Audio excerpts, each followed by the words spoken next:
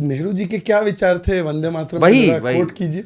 बहुत अच्छे विचार थे उनके, जैसे क्योंकि नेहरू जी के जो विचार थे उस पर तो सुभाष चंद्र बोस के भी वही विचार थे। अच्छा। गुरुदेव रविन्द्रनाथ ठाकुर के भी वही विचार थे। अच्छा। तो अगर किसी को नेहरू से प्रॉब्लम थी तो गुरुदेव से भी प्रॉब्लम होनी चाहिए, उनको वो प्रॉब्लम बोस से भी होनी चाहिए। तो दरअसल जो लोग बंकिम बाबू के बहाने पूरा मुद्दा खड़ा करना चाहते हैं वो कहीं ना कहीं अपने अप्रोच में गुरुदेव विरोधी भी दिखाई पड़ते हैं, सुभाष बोस भी दिखाई पड़ते हैं। ये तो सर घुमाने वाली बात हो गई ना। नेहरू जी का नेहरू जी का विचार इस पे क्या था, जो उन्होंने एक पंक्ति कही 20 अक्टूबर 1937। मैं कोट कर दूं? हाँ कोट कर दीजिए आप जरा। It does seem that this background of this song is likely to irritate Muslims. Further, there is difficulty of language which is not understood by most people. I do not understand it without the help of dictionary. उनको तो dictionary बहुत चीज़ों के लिए चाहिए थी. At the same time, there seems to be, अब ये सुनिए, there seems to be substance and people who are communalistically inclined may be affected by, मतलब वो मान रहे हैं कि जो कम्युनल लोग हैं वो अफेक्टेड है, फिर भी उसको गिवन किया।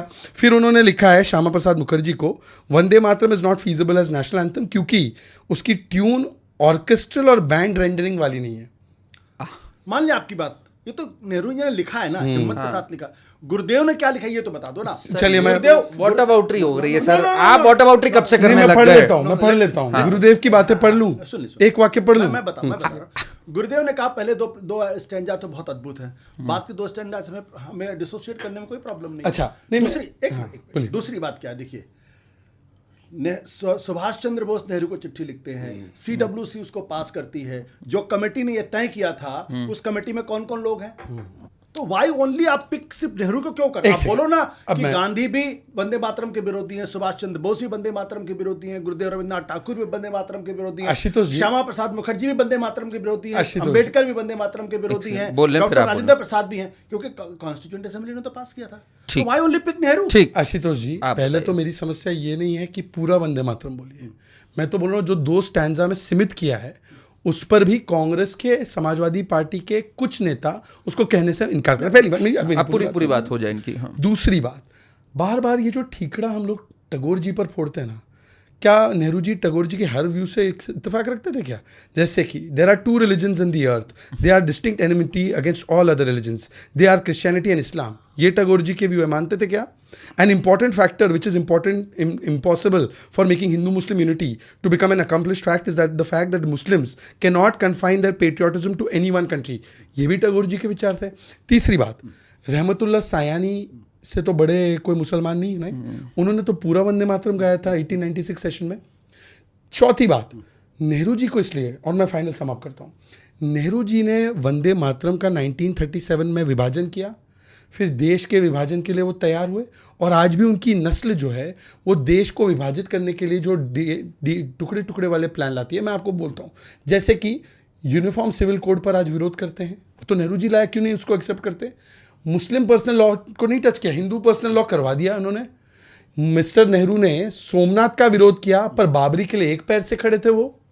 अब ये जो थी ना, ये अपीजमेंट पॉलिटिक्स। बहुत सारे सवाल के अब इनका, आशुतोष जी ये मत करिएगा, एक सेकंड आशुतोष जी ये मत करिएगा कि ये रविंद्रनाथ टैगोर जी ने कहा, नेहरू जी ने ये क्यों कहा, आप क्या सहमत हैं?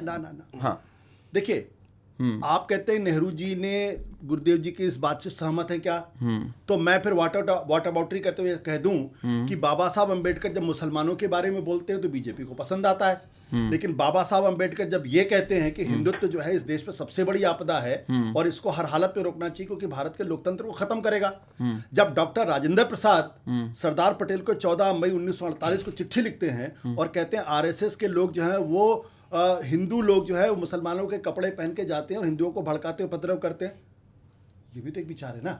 वही राजेंद्र प्रसाद कुछ और मैं जो कहना चाहता हूं कि अगर आप वंदे मातरम पे बात कर रहे हैं तो वंदे मातरम में फिर भारतीय जनता पार्टी हो या हिंदुत्ववादी हो, उनके अंदर इतनी हिम्मत होनी चाहिए कि सुभाष चंद्र बोस को भी कंडेम करें, गुरुदेव रविन्द्र ठाकुर को भी कंडेम करें, नेहरू को भी करें और उसके साथ गांधी को भी कंडेम करें, सुभाष डॉक्टर राजेंद्र प्रसाद को करें, आचार्य कृपलानी को करें, नरेंद्र देव को करें, सबको करें ना कंडेम, क्योंकि इन सब लोगों ने मिलकर फैसला किया था।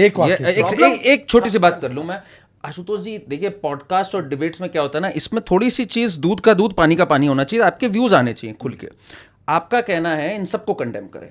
आपके हिसाब से क्या नेहरू जी की ये बात कंडेमेबल थी कि this song will likely irritate the Muslim? इसका स्पेसिफिक मुझे जवाब दी। मैं कंडेम करने की बात ही नहीं कर रहा हूं, मैं कह रहा हूं आप अग्री करते हैं इस भाव से नेहरू जी के? Do you agree with this भाव ऑफ नेहरू जी? देखिए, फिर अगर आप उसमें जाएंगे कि बंकिम चट्टोपाध्याय का जो आनंदमठ नॉवेल है जी, तो फिर उसकी समीक्षा पे हमें बैठना पड़ेगा, किस कॉन्टेक्स्ट में लिखा गया, और क्योंकि ये मैं जो आपका वही ये तो जो- पर्सनल हाँ, व्यू जानना चाहता हूँ। पर्सनल व्यू, देखिए मेरी पर्सनल व्यू ये है कि जो 2 स्टेंजाज हैं वो बिल्कुल सही हैं, रहने चाहिए उसमें। बाकी अगर गांधी, नेहरू, सुभाष चंद्र बोस, गुरुदेव, बाबा साहब अम्बेडकर, डॉक्टर राजेंद्र प्रसाद ने अगर कुछ तय किया है तो मैं उनके विवेक पर सवाल नहीं खड़े करता, मैं उनके पूरी तरीके से साथ हूं। अभी इसी पे मैं ठीक है, आना चाहता हूँ, ठीक। इसी पे मैं और आना ये चाहता हूँ। इसलिए इसी पे मैं आना चाहता हूँ। इसलिए मैं ये बात कहता हूं क्योंकि 1857 की लड़ाई में तो हर हर महादेव और अल्लाह अकबर के नारे एक साथ लगते थे नहीं लगते थे? चलिए। आज कोई अल्लाह Debatable है, अकबर का ये भी नारा लगा दे debatable है। तो आप उसको मिलिटेंसी और चलिए। आतंकवाद से जोड़ अच्छा, देते हैं। अब मैं इस पे एड्रेस करना चाहता हूँ। मैं भी मानता हूं कि संविधान सभा के विवेक पर सवाल ना खड़े किए जाए, इसीलिए जो 2 स्टैंजा भी एक्सेप्टेड है, जब कांग्रेस और समाजवादी पार्टी के वरिष्ठ नेता बोलते हैं कि हम ये किसी हालत में नहीं बोलेंगे, तो क्या वो संविधान सभा का एक सेकंड मेरी गलत बात करते हुए। सर, हाँ, ठीक है, sorry, आपके बीच sorry, में sorry, दूसरी बात, नेहरू जी को हम दोष नहीं देते। Sajal Chattopadhyay great grandson of mister Bankim Chandra Chattopadhyay. से हो। बीजेपी का भी ये कहना है कि जब सुनिए ये ना। गीत लिखा गया था तो उसके कुछ स्टैंजास थे जो कांग्रेस ने उस टाइम हटा दिए गए थे, कि आरोप भी लगाया जाता है। आप कैसे देखते हैं इस आरोप को? बीजेपी जो बोल रहे हैं ठीक बोल रहे हैं। चाहे वो ये कांग्रेस से हो। ये वो खुद बोल रहे हैं कि बीजेपी जो बोल रही है कि ये 2 स्टैंजा हटाने, ये बाकी के स्टैंजा हटाना। अच्छा, तीसरी बात, ये जो बाकी के स्टैंजा हटे भी, एक बार मुझे इसमें बताइए, इसमें इरिटेटिंग क्या है?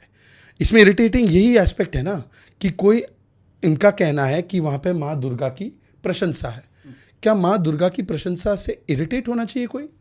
क्या ये हम लोग को मूल समीक्षा नहीं करनी चाहिए? एक सेकेंड, जैसे हिंदू धर्म है, आप तो हिंदू हैं, मुस्लिम बोलता है कि अल्लाह ही उपासना के लायक है, अल्लाह ही आराधना के लायक है।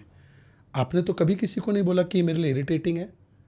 पर दूसरा वाला बोलता है कि ये वे ही ठीक है, और जो मेरा वे नहीं फॉलो करता वो काफिर है, वो उसका सर कलम करने लायक है, या तो वो कन्वर्ट होके मेरे पास आ जाए या तो वो मर जाए, और अगर नहीं होगा तो मैं इरिटेट हूंगा। और नेहरू जी बोलते हैं हाँ ये इरिटेट होने के लायक है। मेरी मूल समस्या वो एटीट्यूड है।